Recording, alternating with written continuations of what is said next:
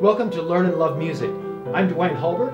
Today I'm excited to present a beautiful piece by Johannes Brahms, his Intermezzo, Opus 119, number 2. Before we begin, I want to encourage all of you to subscribe to our channel, Learn and Love Music. So let's get started with this beautiful work by Brahms. I have 5 insights into this piece. Number 1, the opening features what I call a shuffling rhythm. It's between the right hand and the left hand. It sounds something like this.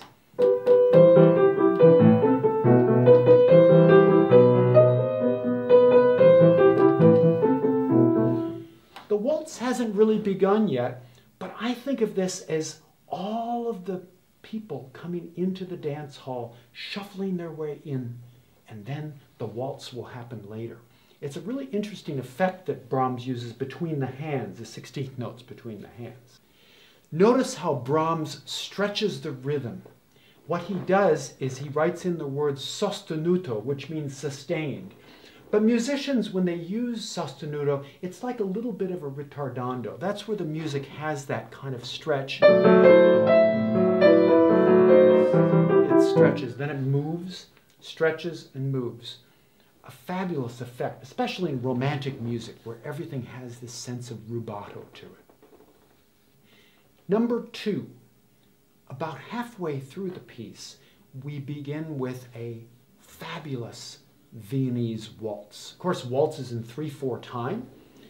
Brahms does a lot of rhythmic changes to the waltz, but we always hear the bass line. Add the melody. 1, 2.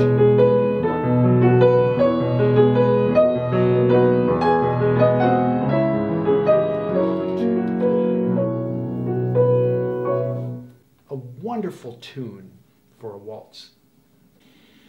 Number 3, Brahms uses an effect that's called a hemiola, and what it sounds like to the listener is that the music is going in half time. Let me show you. Here's the waltz, and listen to what happens to the waltz about 5 or 6 measures in.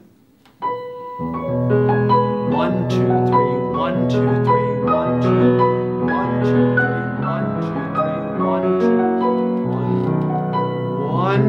2, 3, 1, 2, 3, 1. It's a wonderful effect, almost as if the music is going twice as slow at this point. Brahms uses this hemiola idea quite often in his music. Number 4, at the end of the piece, we return to the E minor theme from the beginning. But Brahms wants to change it a little bit. So instead of putting it on the beat, he puts it off the beat. So we recognize this music from the beginning. But what he does is, when he goes through it the second time, we hear this.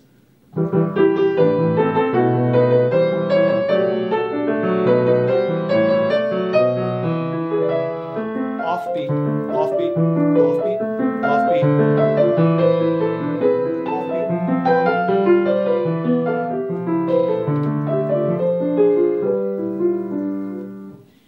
It's a great effect. It doesn't quite sound like a waltz, but all of the music from the previous waltz is there. It's just on the offbeat. And finally, at the end of the piece, sometimes we call this the coda, Brahms brings back that waltz one last time, but this time slow tempo, very beautiful, almost as if all of the people in the ballroom are leaving to go home. Listen to this last statement of the theme. Kind of winds down. Slowly.